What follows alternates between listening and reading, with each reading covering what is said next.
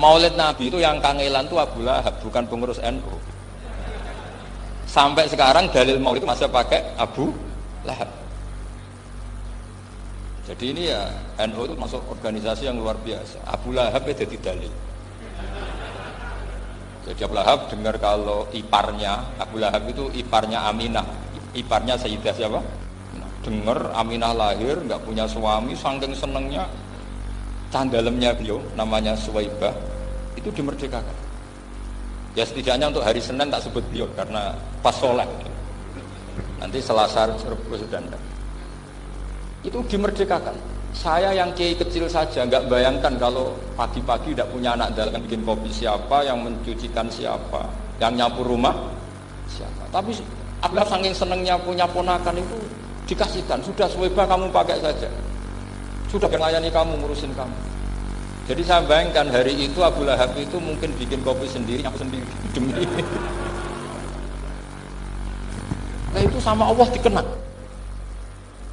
sehingga yukhaffafu anul adzab yaumal isnan, itu masyhur. Idza kana hadza kafirun ja'a dhammuhu bi tabbat yadahu fil jahimi mukhal lada an ata annahu fi yaumil isnaini daiman yukhaffafu anhu lisururi bi ahmada famadnu bil abdil ladzi kana umruhu bi ahmada masruran wa mata muwahhida. Ini Abu Lahab yang kafir, hormat Maulidur Rasul saja dapat takhfiful adab, apalagi yang mukmin.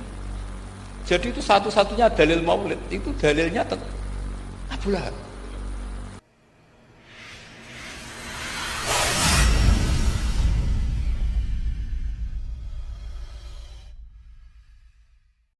Thayyib, sabit arsyak summangkush, tetapkan dulu, kokohkan dulu arsnya kamu, mungkin kerusi atau mungkin adalah yaitu dipan atau apa, baru kemudian mengukir.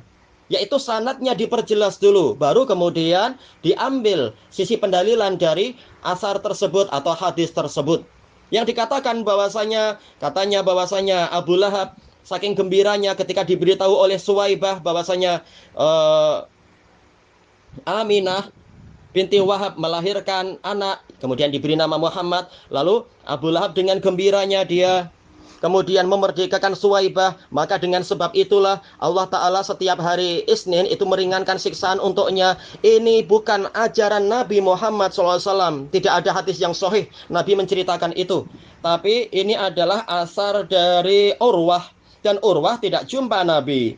Ini adalah sanad yang munqati, mursal, dan tidak ada penguatnya sama sekali.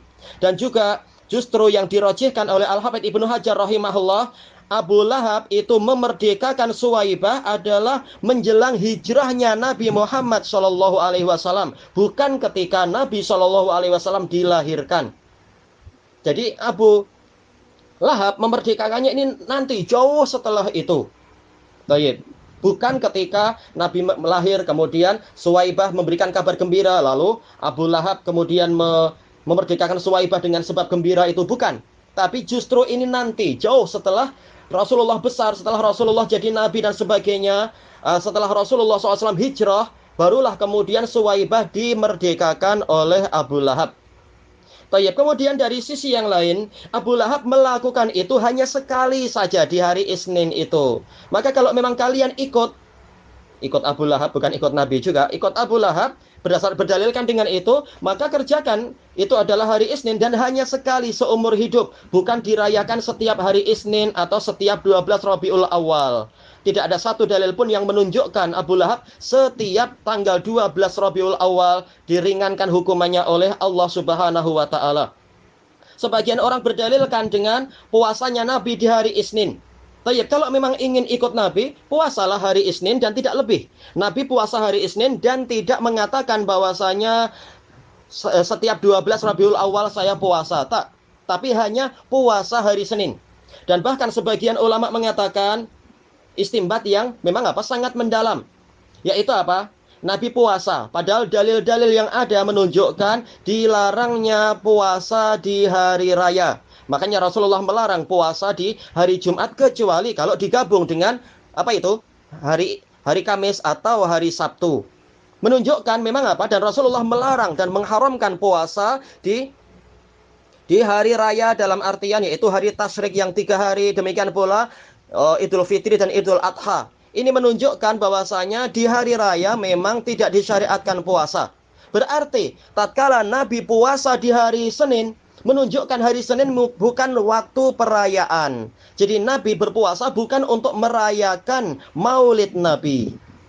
Tayyib. Bukan sebagai suatu perayaan seperti sekarang, betul-betul perayaan, bukan sekedar puasa selesai. Maka ini isyarat bahwasanya Nabi tidak membuat maulidan setiap tahun, sekalipun tidak pernah. Dan kita diwajibkan ikut Nabi, bukan ikut Abu Lahab. Itulah ajaran yang benar tentang masalah ini. Tayyib.